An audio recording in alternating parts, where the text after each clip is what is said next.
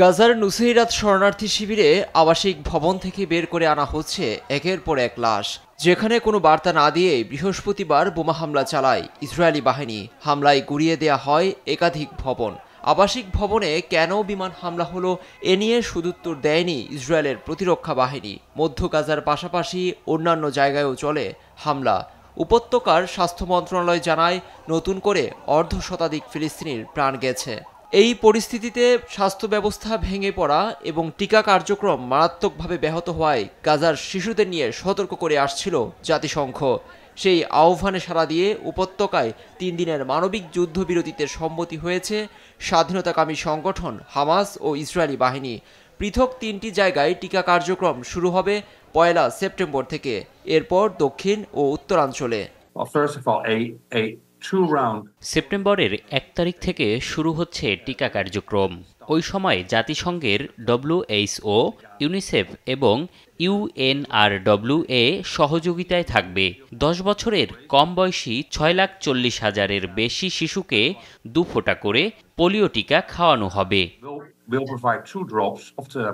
Polio মহামারী রোধে কার্যকর ব্যবস্থা নিতে ইসরায়েলকে চাপ দিয়ে আসছিল জাতিসংঘ ও যুক্তরাষ্ট্র।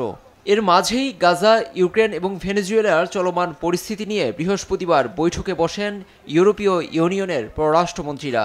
সেখানে ফিলিস্তিন ইস্যুতে সাংবাদিকদের প্রশ্নের মুখোমুখি হন জার্মান পররাষ্ট্রমন্ত্রী।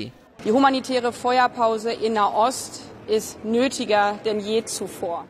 দেখুন, সেখানে যা চলছে তাতে এখন যুদ্ধবিরতি পূর্বের চেয়ে অনেক বেশি জরুরি। গাজায় জিম্মিরা কোথায় কিভাবে আছে তা কল্পনা করাও কঠিন। স্বজনরা নিখোঁজ প্রিয়জনদের অবস্থান সম্পর্কে কিছুই জানে না, এমনকি তারা আদৌ বেঁচে আছে কিনা। গাজার 20 লাখের বেশি মানুষের পরিস্থিতির কথা বিবেচনা করা হলেও মানবিক যুদ্ধবিরতি প্রয়োজন। Für die 2 Millionen Menschen in Gaza. গাজায় 10 মাসের বেশি সময় ধরে চলছে ইসরায়েলের অভিযান। এই সংঘাত বন্ধে হামাসের সঙ্গে চুক্তিতে পৌঁছাতে সম্প্রতি কাতারের আলোচনাও ফলপ্রসূ হয়নি। মধ্যস্থতাকারীদের সমঝোতার শর্তে হামাস ইসরায়েল কেউই একমত হতে পারেনি। লুৎফর কবির, নিউজ ডেস্ক, দেশ টিভি।